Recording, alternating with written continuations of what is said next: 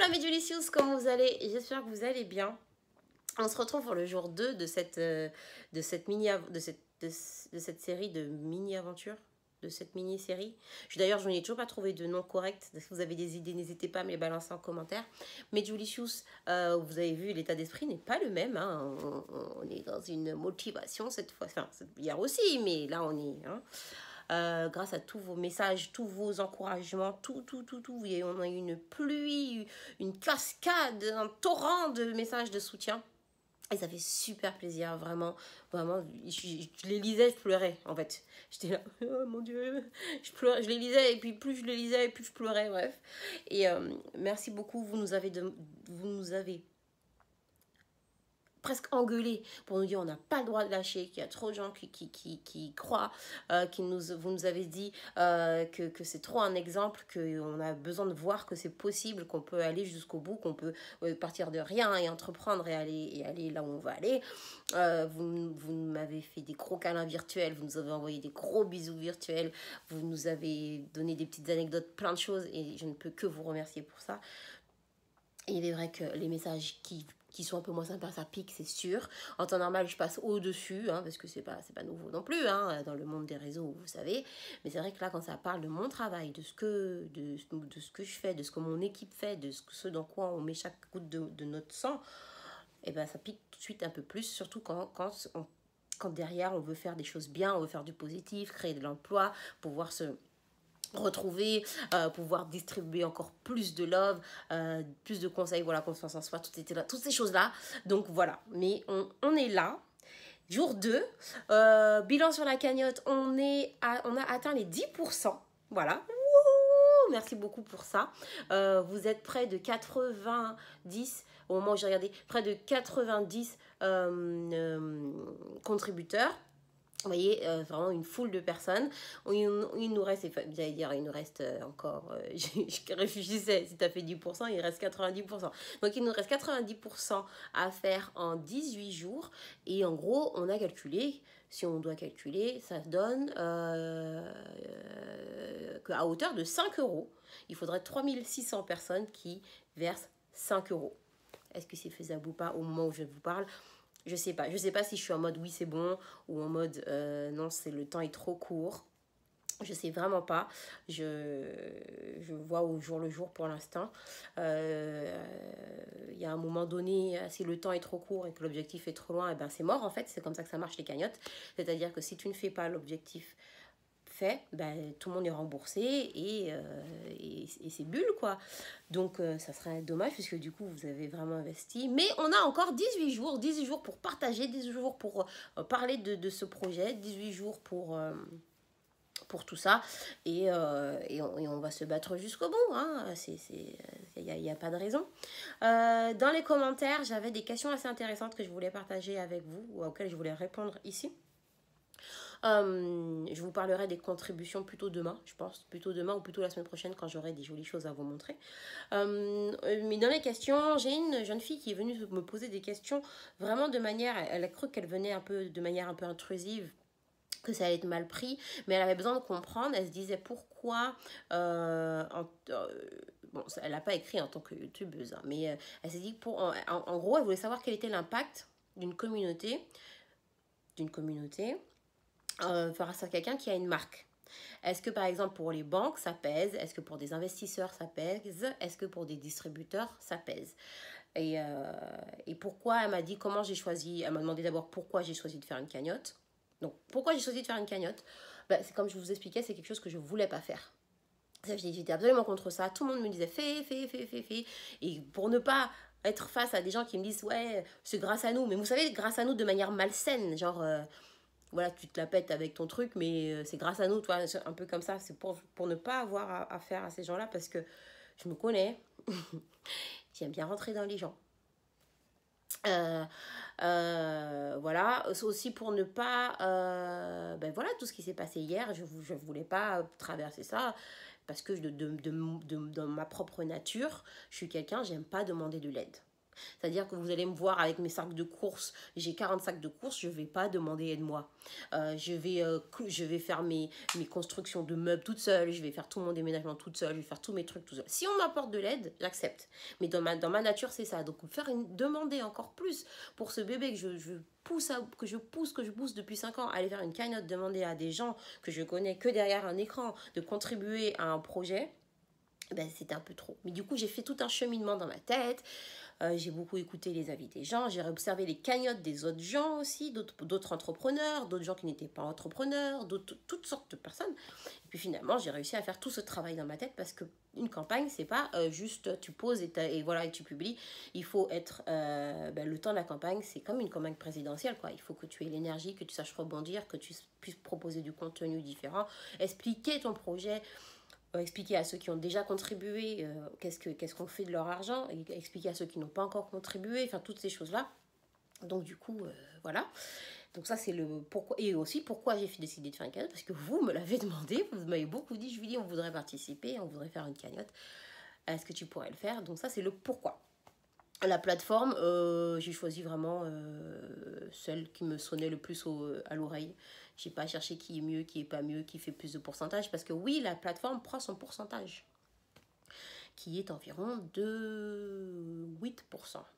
Voilà, environ. Ensuite, elle m'a demandé est-ce que ça pèse auprès des distributeurs, des investisseurs et des banques. Donc des distributeurs, qu'est-ce qu'on entend par distributeur? On parle, par exemple pour une marque de maquillage, on pense aux grandes marques multimarques. Vous connaissez les enseignes, Sephora, Nocibé, Marionneau, tous ces endroits où ils vendent toutes les marques, qui apportent aux marques de la visibilité et leur clientèle. C'est comme ça que ça marche. Pour une petite marque, ça apporte de la crédibilité. Ça apporte des ventes, bien sûr. C'est comme Carrefour, par exemple, avec une marque d'un petit producteur, tu vois. C'est un gros canal où tout le monde va. Et du coup, tu peux faire connaître ton produit et faire des ventes. Alors, attention, les ventes, ce ne sont pas forcément des ventes qui vont te permettre de manger. Je m'entends dans le sens où souvent les distributeurs prennent un pourcentage tellement grand que parfois, si le prix de ton produit n'est pas un minimum élevé, ça c'est pas forcément des choses qui vont te permettre de générer des choses qui vont te permettre de manger. C'est pour ça qu'il y a différents moyens de distribution d'une marque, mais ça t'apporte en crédibilité, en visibilité et en notoriété. Donc ça c'est pour ça. Donc du coup oui, une communauté auprès d'un distributeur, forcément ça parle parce que du coup entre toutes les marques qu'il y a sur le marché, lui son intérêt c'est de pouvoir faire du chiffre, vendre. Donc il va faire entrer des marques qui sont demandées, qui sont attendues. Donc si derrière il voit qu'il y a une communauté, qu'il y a une présence de personnes, forcément pour eux, ils se disent, oui, on va essayer de signer cette marque, oui ou non, voir une exclusivité, voir ce que ça vaut, etc. etc. Est-ce que ça marche au point des investisseurs? Les investisseurs, c'est plutôt pareil. Les investisseurs, c'est une marque, c'est une personne qui va donner une somme d'argent et qui voit dans N+1, N+2, N+5, comment il va pouvoir rentabiliser son argent et en récupérer. C'est-à-dire, il va te donner 100 euros, par exemple. Bon, c'est pas des 100 euros, on sait déjà que c'est des sommes beaucoup plus. Il va te donner 100 euros et lui, il espère récupérer 1000 euros. Tu vois ce que je veux dire? Donc oui, aussi, pareil, c'est important. Ça pèse parce que du coup, il se dit que si communauté égale du monde, monde égale des personnes qui vont faire vivre finalement une marque. Parce que faire vivre, mais je parle pas forcément faire vivre en achetant, je parle en faire vivre en ayant des interactions, en likant, en désirant des produits, en agissant, tu vois. Et que du coup, ça, pour eux, ça donne qu'une marque peut évoluer dans le temps le plus longtemps possible. Ça, et pour les banques, pour les banques, c'est pareil. C'est-à-dire que la banque, si c'est une marque, quelle qu'en soit, je sais pas, je vais prendre une marque de maïs, par exemple. Je sais pas pourquoi j'ai Bonduelle dans la tête. Une marque de maïs. Si personne n'aime ce maïs, et que demain Bonduelle est le client de telle ou telle banque et qui dit bonjour, voilà, on veut faire un nouveau maïs Goubicon, il va dire écoute, déjà ton maïs normal, il n'y a pas grand monde qui l'aime, mais ton maïs bacon, est-ce que tu es sûr? Il va demander plus de garantie que si déjà de base, ils savent qu'il y a des gens, une base qui aiment le maïs normal et qui du coup va vouloir tester le maïs bacon. Voilà, ça c'est pour ça. aussi, ben voilà, ça c'était ben, les petites news. Ah oui, les petites news. Donc j'ai fait des petites recherches, les Judicious. Et notamment, parce que hier je vous disais, je vous donnerai une liste de marques qui ont fait des crowdfunding. Je ne vais pas commencer à vous détailler la liste, mais par exemple, le slip français. Donc le slip français, qui est une marque française qui fait des slips français, il n'y a pas plus simple, a fait à peu près 4 cagnottes, dont l'une a été pour le Téléthon. Mais 4 cagnottes et beaucoup d'entreprises commencent avec des, des crowdfunding.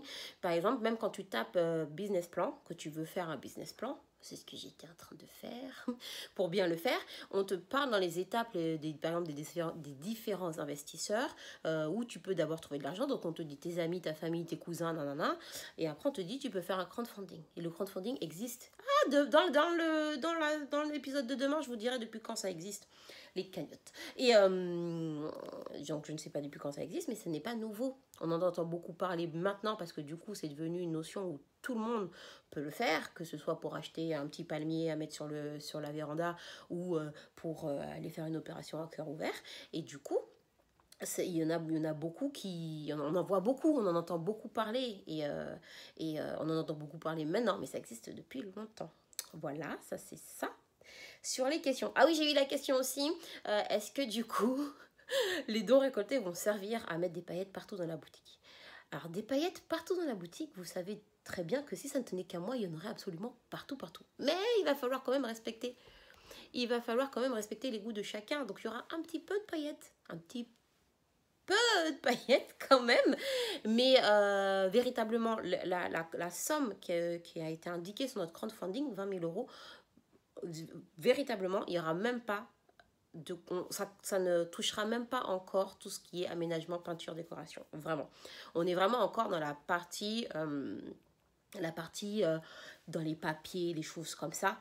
Même la devanture, on est loin de ça. Et voilà, en vrai. Ensuite, je suis en train de préparer les contributions. Donc, les contributions, ça veut dire quoi? Ça veut dire que quand vous faites un don, vous avez quelque chose en échange. Donc, il ne faut pas non plus que la contribution coûte plus cher que le don en lui-même. Sinon, il n'y a pas de logique. Mais je suis en train de vous préparer des super tasses et des super tote bags pour ceux qui l'ont fait. Et je suis en train de réfléchir à comment je vais venir faire des bisous à tout le monde parce que je tiens à venir faire des bisous à tout le monde. Ça me prendra le temps qu'il faudra, mais je viendrai faire un bisou à chaque donateur et ça je vous le promets. Alors est-ce que je prendrai l'avion pour faire ces bisous? Peut-être bien, hein. Bon, on va attendre du coup que ce soit rentable, hein, le projet, parce que si finalement l'argent de la cagnotte c'est pour prendre d'avion pour faire des bisous, ça n'a pas de sens. Mais voilà, des super hoodies aussi. C'est pour ça que je vous dis, je vais vous en parler dans un prochain épisode parce que je les ai pas avec moi, mais j'ai envie de vous faire des choses vraiment assez mignonnes, assez jolies et à mettre chez vous et à utiliser et que surtout quand vous voyez par exemple votre tasse, que ça vous motive le matin et que surtout voilà, que vous savez que vous avez participé à quelque chose et dans 10 ans, quand on aura une présence mondiale, vous direz voilà, ça vous avez fait partie de ça. Voilà, donc mes Julicious, je vous mets à nouveau le lien en bas. Je vous invite à partager le plus possible. Si tu ne peux pas contribuer, encore une fois, je ne blâme personne, je ne vais pas arrêter de le dire. Toutes les sommes sont possibles, même 1 euro, même si les contributions commencent à 5. Même 1 euro, c'est possible, mais je t'invite vraiment à partager, à en parler le plus possible pour encourager quoi? Finalement, pour encourager le rêve d'un entrepreneur, quelqu'un qui a osé, oui, mais aussi le rêve d'une équipe qui bosse depuis un certain temps, le rêve d'une communauté qui aimerait se retrouver et avoir son home sweet home pour pouvoir parler de comme on fait sur YouTube en fait. Comme on fait, on parle de mecs, on parle de maquillage, on parle de bien-être, on parle de toutes ces choses. Et parce que je trouve qu'une place comme ça, c'est quand même indispensable dans le monde. Je pense par exemple à tous ceux qui quittent leur foyer. Moi, je suis des îles, je suis caribéenne, je suis de la Guadeloupe. Il y a un moment donné, j'ai quitté les parents en Guadeloupe et je suis venue en France. Et quand tu connais pas grand monde, quand tu es seul, tu te sens seul, tu vois tes cousins, cousines de temps en temps, mais si t'as personne, si t'as pas d'amis, si tu sais pas te faire des amis, si t'es pas quelqu'un qui va en boîte, tu sais pas où aller. et tu te retrouves à rester chez toi. Tu retrouves une communauté des fois sur les réseaux, mais cette communauté n'est jamais aussi affectueuse et chaleureuse que si tu peux la prendre dans tes bras, venir boire un chocolat chaud avec elle. Et donc j'ai envie que cette Delicious House soit aussi une place pour ça. Pas que pour les Caraïbéens bien évidemment, mais pour tout le monde qui, voilà, il n'a pas envie de rester chez lui, il se sent seul, quelque chose va. Un endroit où un lieu de vie. Voilà, un lieu de vie. Bon, mais voilà, mes Delicious, c'est tout pour aujourd'hui. Petit récap, on est donc le jour 2, on est à 10% de la cagnotte. N'hésitez pas à me balancer vos questions, que ce soit en termes d'entrepreneuriat ou toute autre question. J'ai vraiment envie que cette aventure puisse servir à d'autres qui auraient envie de traverser, de passer par là. Donc, je vais essayer de tout vous partager, tout, enfin le max en tout cas. Et que ça puisse servir à d'autres. Puis on va voir que ça marche ou que ça ne marche pas. Hein. Voilà. Je vous fais des très très gros bisous, mes Delicious. Encore merci pour tout. Merci pour vos messages d'amour. Merci pour toutes vos contributions. C'est pour tous vos partages aussi. Au bout quoi qu'il arrive, au bout de ces 18 jours, on reste ensemble, on est ensemble. Et je vous fais des très gros bisous. Mouah.